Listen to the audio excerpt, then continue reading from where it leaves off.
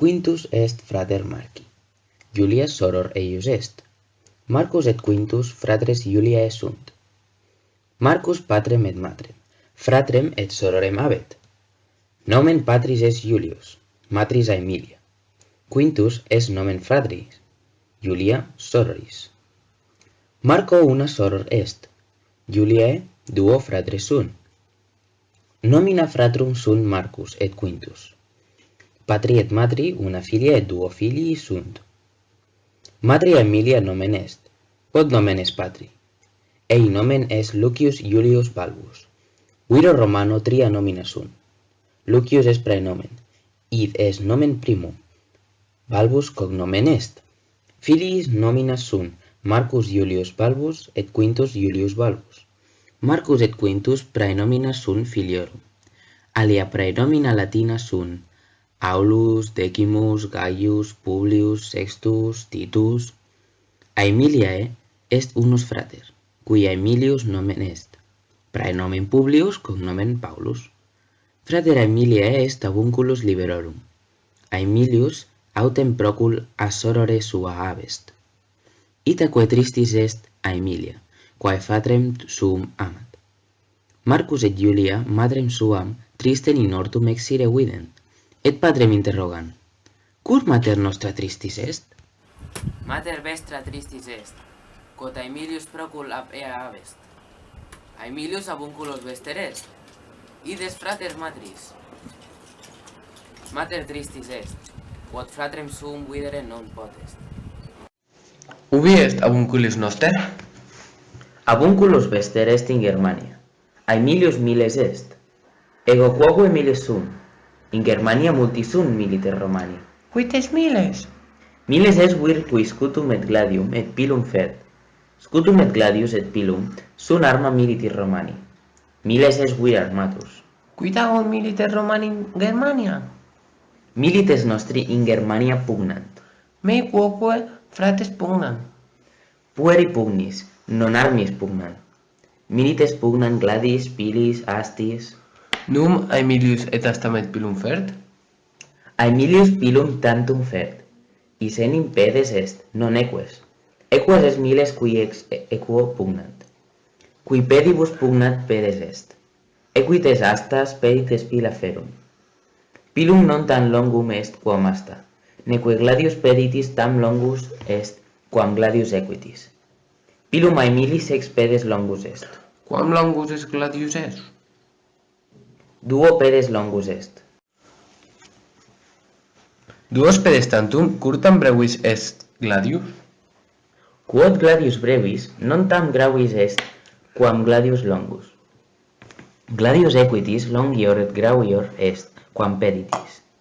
Peditis, qui pedibus in multaque alia arma fert, gladium longum et gravem ferre non potest. Itaque gladius eius brevis et levis est. Brevior et levior quamis qui ab equite fertur. Etiam gladi qui a Germanis feruntur, longiores et graviores sunt, quam Romanorum ac pila eorum longiora et graviora quam nostra sunt. Qui sunt Germani? Germani sunt homines barbari, qui Germaniam incelunt. Germania est magna terra non procula Gallia. Gallia autem provincia Romana est, ut Hispania, Syria, Aegyptus. Provincia est pars imperi Romani, ut membrum pars corporis est. Roma enim caput imperii est, provinciae membra sunt. Germania non est provincia Romana. Flumen Renus, Germania Magalia provincia dividit. Renus ad Danubius flumina, quae Germania ab imperii Romane dividunt. Fines imperii nostri sunt.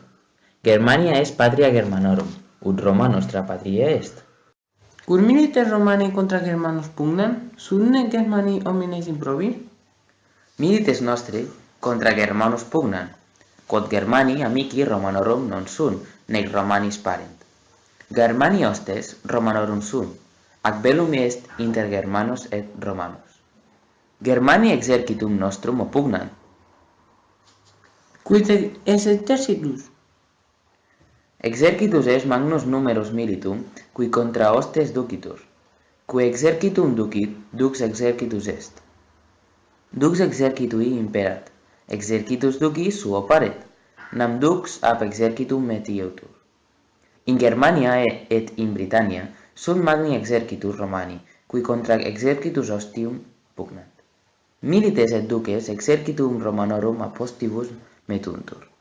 In Hispania et in Gallia non multi sunt militer Romani, nam Hispani et Galli, qui eas provincias incolunt, iam exercitibus nostri impare. In exercitibus Romanis etiam Hispani et Galli multi militant, qui Italia arma et arcus sagitasque ferunt. Ubi habitat Aemilius? Aemilius in castris habitat, mille passus a fide imperi. Castra sunt militum oppidum. Quam longus et passus? Unus passus est quinque pedes. Ergo mille passus sunt quinque milia pedum. In castris Aemilii sex milia militum habitant. Nullae feminae aut pueri ide habitant, nec enim feminae puerique militare possunt. Circum castra fossa et vallum longum et altum est. Quam altum est vallum castrorum? Prope decem pedes altum est, et duo milia passum longum. Quatuor portae per vallum in castra docunt. Inter duas portas est via lata, quae castra in duas partes dividit, ea via centum pedes lata est. In velo portae castrorum clauduntur. Cum exercitus Germanorum castra pugnat, Romani castra defendunt. Vallum ascendut ad pila in Germanos iagitum. Ili autem nec pila in castra iacere possunt, quod fossa nimis lata et vallum nimis altus est, nec vallum ascendere, quod Romani pilis et gladis vallum defendunt. Hostes, castra nostra expundare non possut. Ecce portae aperiuntur atque equitatus noster in hostes impetum facit. Barbari perterti, qui impetum equitatus sustinere non possunt. Arma terra in iagitum atque in magna silva fugiunt.